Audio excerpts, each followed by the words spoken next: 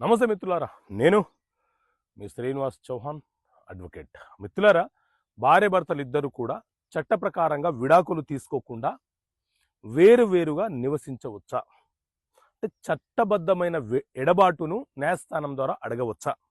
So మిత్రులారా, సాధారణంగా హిందూ సాంప్రదాయం ప్రకారంగా చేసుకునే వివాహాలన్నీ కూడా హిందూ మ్యారేజ్ యాక్ట్ ప్రకారంగా చెల్లుబాటు అవుతాయి. అవి రిజిస్ట్రేషన్ అయినా కాకపోయినా వాళ్ళు మాత్రము విడాకులు తీసుకోవాలనుకుంటే హిందూ మ్యారేజ్ యాక్ట్ ప్రకారంగానే న్యాయస్థానం ద్వారా చట్టబద్ధంగా విడాకులు పొందాలి. అప్పుడే భార్య భర్తలు చట్ట ప్రకారంగా విడిపోయినట్లు. అయితే కొందరు విడాకులు ఇవ్వకుండా, ఆ వ్యక్తుల యొక్క క్రుయాలిటీ భరించకుండా, వారి హింసకు దూరంగా ఉంటూ నివసించాలని అనుకుంటారు. సో అలాంటి సందర్భాలలో మనము న్యాయస్థానములో హిందూ మ్యారేజ్ యాక్ట్లోని సెక్షన్ 13A ప్రకారంగా జ్యుడిషియల్ సపరేషన్, చట్టబద్ధమైనటువంటి ఎడబాటును కోరుతూ న్యాయస్థానంలో అడగవచ్చు.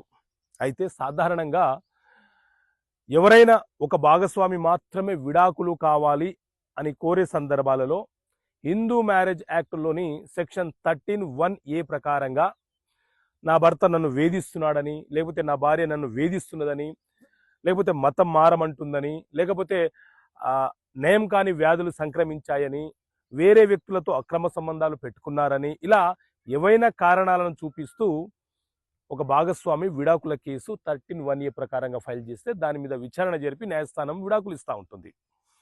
అదే భార్య భర్తలు ఇద్దరు కూడా మ్యూచువల్గా ఒక అండర్స్టాండింగ్ వచ్చి పరస్పర అంగీకారంతో విడాకులు తీసుకోవాలనుకునే సందర్భంలో 13B ప్రకారంగా విడాకుల కేసు ఫైల్ చేసి న్యాయస్థానంలో విడాకులు కోరుతూ పిటిషన్ దాఖలు చేస్తారు.